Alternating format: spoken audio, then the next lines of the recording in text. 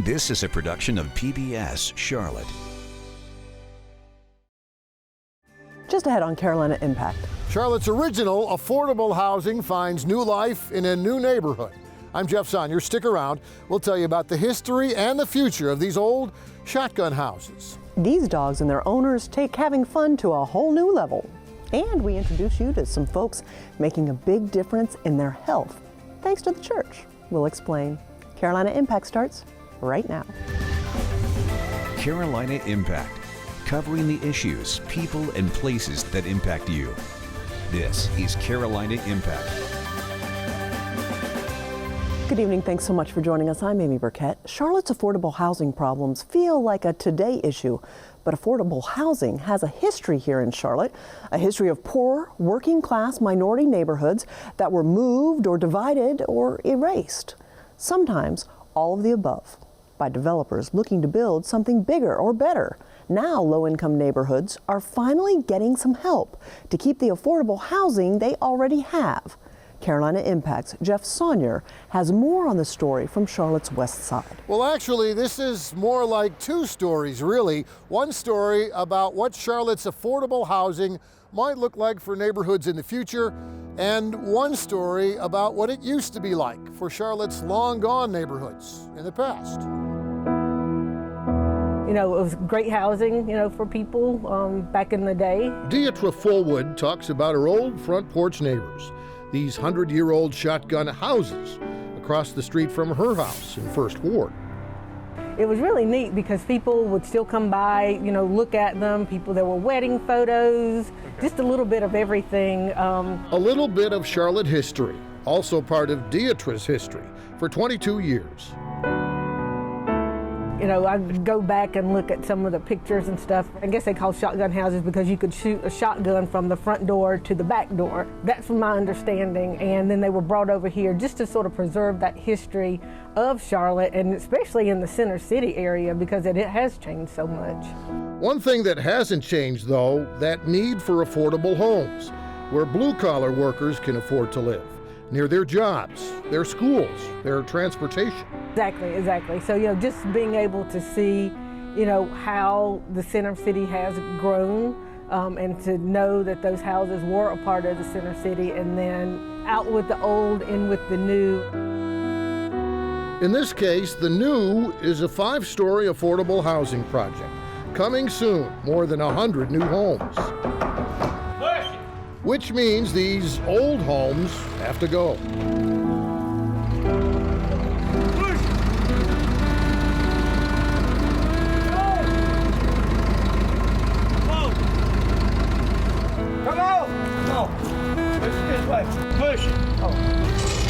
As workers carefully lift the old shotgun houses off their foundations, you can still peek inside and see the original hardwood floors, an old church pew in front of the fireplace.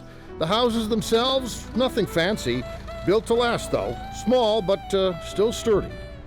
Yeah, you just gotta be careful. Careful, but size of them ain't no problem. Yeah. They usually do way bigger. Being, across the street from them for the last 22 years, I knew at some point they were going to be moved. The move itself was at night, workers shifting the shotgun houses onto big flatbed trailers, measuring the height of the houses. Too tall, ain't it? To make sure they fit under low bridges along the way. Nailing danger signs on the back of the houses, warning drivers to keep their distance.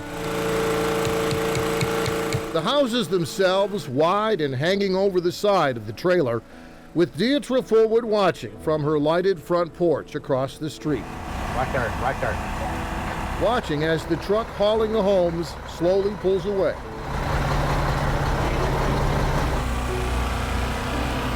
I was very surprised when they were actually moving them and how they pretty much took off the roofs of all of them, and then of the two, and then moved them, and just because I just kept thinking, oh, when they move those, they're going to fall apart because they've been around for so long. I don't know how long they date back, but they were very solid, very solid. Yep, solid houses for generations of solid working class families. Charlotte's original affordable housing, making way for Charlotte's newest affordable housing. But even these old homes can become new homes all over again in a new neighborhood. You don't see that being done in too many places. A lot of time we kind of forget history, we kind of want to move on, but Instead of moving on, JAMALL KINARD wants people moving in. to bring those homes into Lakewood, preserve that history, and also use the history of those homes to make history now together. That's very significant. KINARD is head of the Lakeview Neighborhood Alliance, where the shotgun houses are located now. Off Russell's Ferry Road, KINARD lives in a working class neighborhood, with neighbors working to make sure that their affordable housing stays affordable, and where big changes often sneak up on unsuspecting neighbors, house by house. You want to get to Lakeview before the developers get to Lakeview, Without a doubt, when you can still afford to buy that land. without a doubt. We don't want them to get all the land.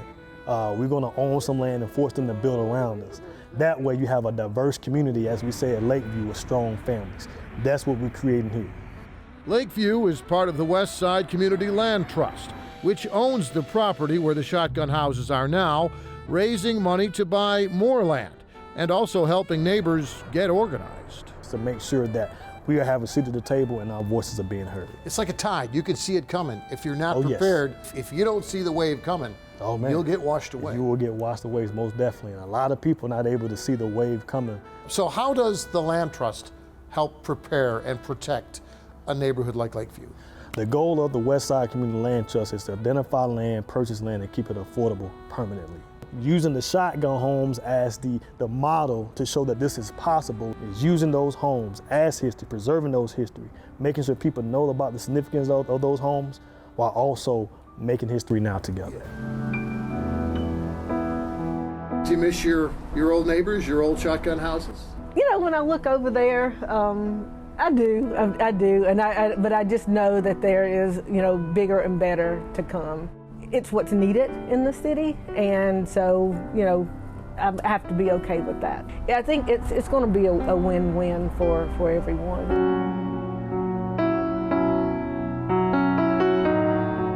Now, DIATRA adds that even before they knew these old shotgun houses were involved, her giving circle actually made a donation to the West Side Community Land Trust. And she says those donations are how a house with a history can become a house with a future, and how that house can also become a home again. Amy? Thanks so much, Jeff. For more information on the history of those old shotgun houses, head to our website at pbscharlotte.org. We'll link you to the original historical landmark report written back in 1985 with pictures of the shotgun houses, what they were like inside, even who used to live there, plus a description of the Charlotte neighborhoods where they were built back in the 1890s. Well, there's a special group in town that's been serving dogs and their owners for more than 60 years. The Charlotte Dog Training Club began in 1955 and remains very active today. As Carolina Impact's Joanne Davis tells us, while the world has changed, some relationships are timeless. If you're looking for a calm and sedate way to bond with your dog, this is not it. Hey, walk! Hit it! Hit it! Jim Saxon and his dog Penny, a flat-coated retriever, have been coming to the Charlotte Dog Training Club since she was just a pup. I became interested in dog agility, and they had classes here. So I said, hey, that might work for me. Oh, you ready to play? LORELEIROSS trains here with her golden retriever, Captain. Her interest in dog training was sparked while watching a dog competition on television. And I'm like, I want to do that. That looks like a lot of fun to join a cool partnership with my dog. Go, go, go, go, go.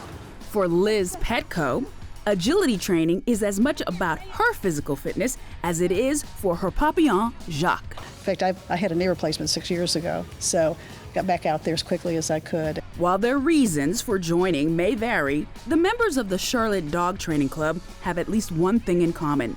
They are passionate about their pets, and from the looks of it, the feelings are mutual. The dogs that train at the club range from the pedigreed purebred to the recently rescued mutt. In their 66 years of existence, thousands of dogs and their owners have taken part in various training programs. We've done all types of classes. We do Canine Good Citizen, which is kind of a beginner class that teaches dogs good manners so they can become useful members of society and family dogs. They do therapy dog sessions or therapy dog training, which my dog is a certified therapy dog. Additional classes include rally training, where people learn to control their dogs using just hand signals while the animal remains in the heeling position. Standard obedience training, scent work, where dogs are trained to find buried or hidden objects, as well as the fundamentals of tracking. They practice with a decoy, which is a good thing since the 8-year-old is not very keen on handling real ducks. It's the grossest thing in the world to touch. The 3rd grader was inspired to do dog training by her mom, but she and Captain are building a relationship all their own. I like looking at him run and stuff because he's a goofball, and it makes me smile because he's happy. KAYLA also does agility training. She has been running agility with me since before she was born. Mom Lorelei says she knew early on that KAYLA would naturally take to dog training. It was a sign she got after a major competitive win. I was actually 8 months pregnant when I got my agility championship title, the mock, with our dog Brody, the Sheltie. And you can see my belly, and what's really crazy, he had put his paw right on my belly. Ross says she can sense a distinct difference in Captain's attitude depending on the type of training they are doing. The agility is like, this is fun, this is awesome, let's go, let's go. In the field, he's like, where is it? I'm gonna get it for you, Mommy. While some people might think dog training is about establishing control over an animal, it's not.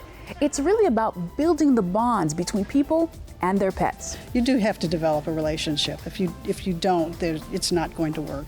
You develop that relationship from the time they're a puppy or the time that some people rescue dogs. You have to build that relationship by having them get to trust you. Because obviously, dogs don't want to run over a 12-inch dog walk like they do. They have to trust you to want to do that. They need to know that you value what they're doing.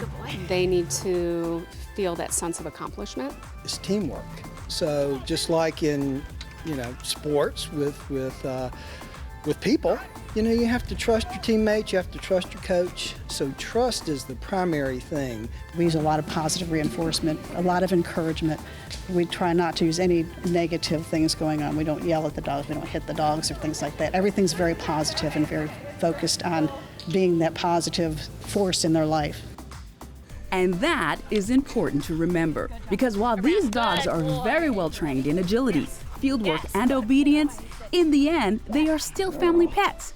They've just taken having fun to a whole new level. For Carolina Impact, I'm Joanne Davis.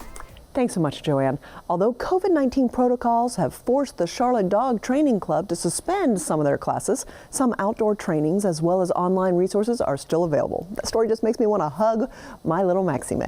Well, the church is an important place for many of us. So what better way to promote health than at a place of worship? That's been the goal of the Village Heart B.E.A.T program in Mecklenburg County, a program working through Black churches to promote heart health.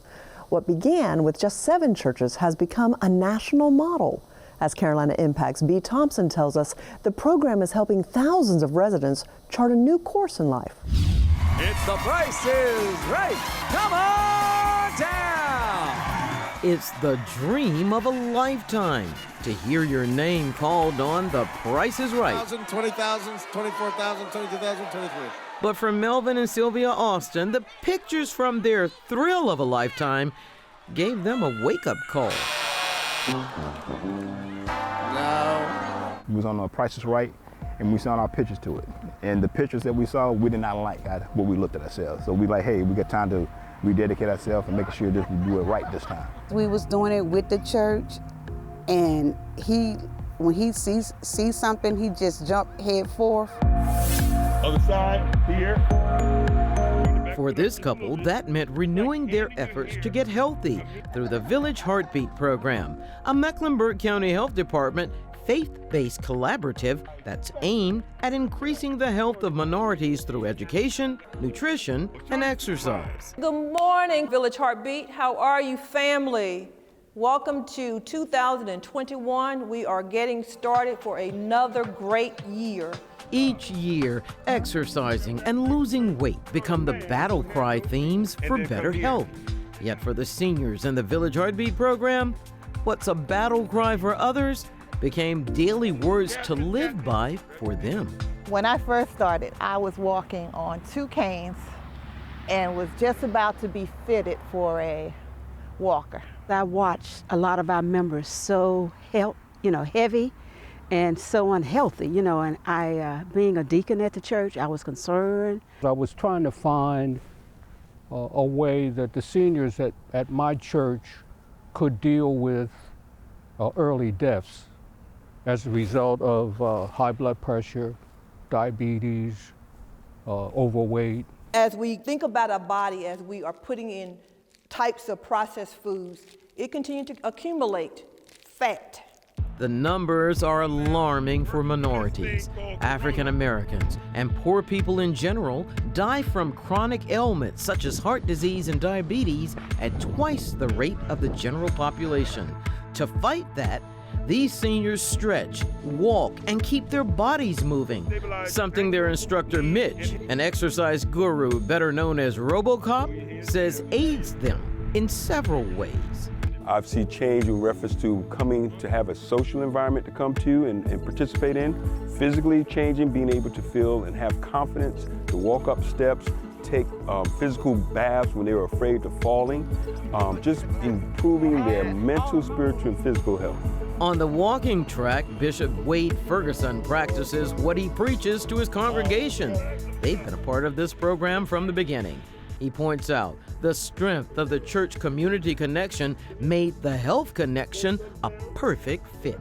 People who turn around and had issues within their health now has become a wealth to them. I want to thank you for your continued prayers. From the pulpit, ministers like Pastor Jordan Boyd at Rockwell AME Zion are telling their members the statistics bear out the changes that many of them are now seeing in their own health and their bodies. Get up, start coming to exercise class, losing weight, getting off their medications, blood pressure being decreased, their numbers start to change. It's the vision of a visionary by the name of Shirley Manuel. Village Heart Beat, again, family, is not about us competing about being on a diet, but it is choosing the right types of food and having the right education, the right information to pick the selection of foods that we should be eating. This program has garnered national accolades and awards and inquiries from all across the country on just how to start their own Village Heart Beat initiative. But if you want to know how a successful health program became a life-changing beacon for many, well, you just need to ask the people who have walked the walk. We started doing more things, weighing them, taking their blood pressures, doing workshop, men workshop. We got involved. They gave us all the tools that we need. We just had to put the application in that we wasn't doing. It's just really a mental concept. I was looking to lose weight, but now I've learned with Village Heart Beat, it's not just weight. Everything got better, breathing got better. They were already doing what I was looking to do, so why not join them? It's life-changing. And it'll add not only time to your life, but quality of life. Well, we all know it takes a village, and here, the village keeps the heart beating. For Carolina Impact, I'm B. Thompson reporting. Thanks so much, B. What a great program. You can find more information on the Village Heart Beat on our website. Well, it's something that unfortunately happens to a lot of people, spending decades in a career doing what you love, only to one day be told that you're no longer needed. 6 years ago, that happened to one longtime Charlotte television broadcaster. As Carolina Impact's Jason TERZIS shows us, it's been a process of coming to terms with his dismissal, reinventing himself, and ultimately finding himself. what should be done about the coal ash ponds here, and who's looking out for our drinking water. For 16 years, he was on the local news. But when reporters pressed him on the exact amount, he quickly got defensive. Breaking high-profile stories no one else in town had. And to be both fair and accurate, we should note that while the Department of Justice called this practice illegal, no one was charged with a crime. Bringing alleged wrongdoing to light. My name's Stuart Watson, and I was the investigative reporter at WCNC TV from 1999 until 2015. Stuart Watson made his living telling other people's stories. His work was pretty amazing. Spending more than 3 decades in local television news. Jackson, Mississippi for 2 years, Toledo, Ohio for 2 years, Nashville, Tennessee for 7 years, Raleigh, North Carolina, WREL for 4 years, and then 16 years here.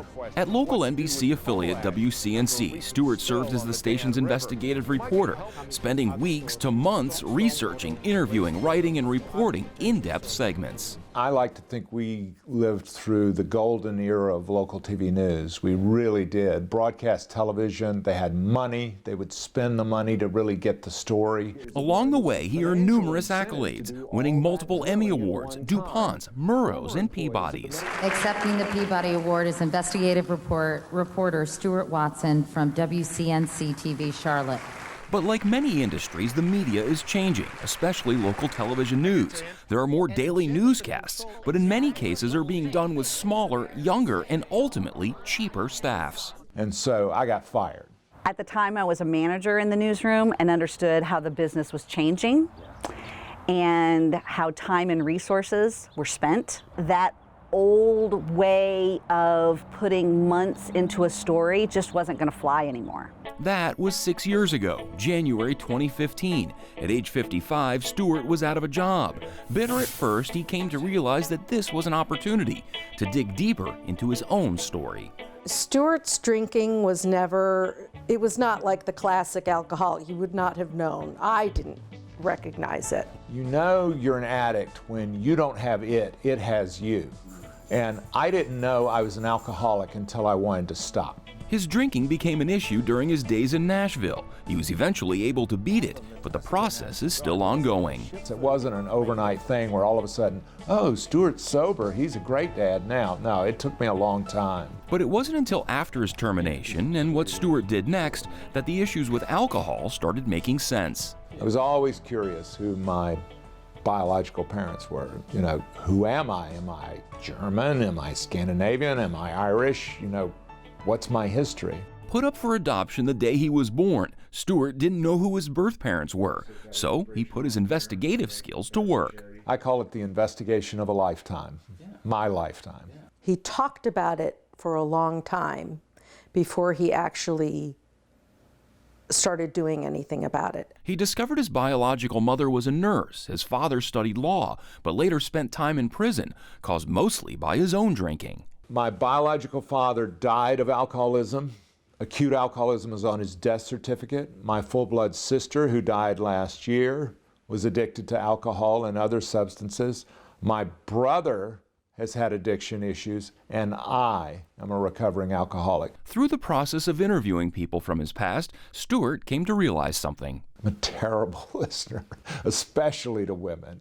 I would interrupt, I would argue. Well, he's a big talker, for one. He loves to talk. There'll be times when he'll be on the phone and he'll be talking for 45 minutes straight, and you wonder, what is this poor person on the other end thinking? He hasn't stopped to take a breath. So he wrote a book, released last year, What She Said and What I Heard, How One Man Shut Up and Started Listening. It's a memoir told in stories, each revealing a moment he learned something from a woman. I started looking through it in my kitchen, and before I knew it, I had read 3 chapters. The book has evolved into a weekly podcast called Man Listening, with Stuart interviewing women from all walks of life from all over the country, each with a unique story. I talked to a woman who taught African American literature. I talked to a woman who went to prison at age 18 for 7 years for attempted murder. I talked to a woman who's a documentary filmmaker. I try to talk to the widest variety of people that I can. investigative reporter, author, podcaster, while facing his own issues and the search for his birth parents. It sure has been quite the ride. It's been a great adventure. And I think for him, this is a personal journey for him.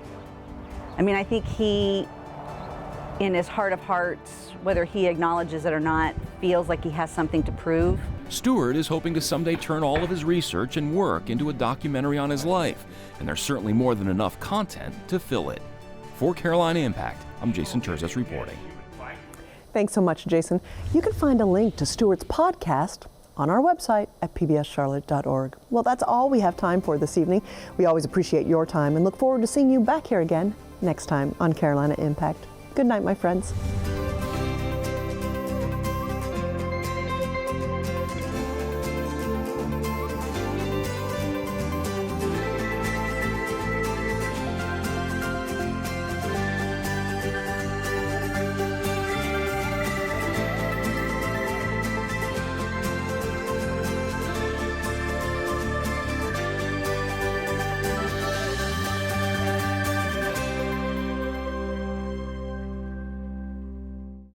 A production of PBS Charlotte.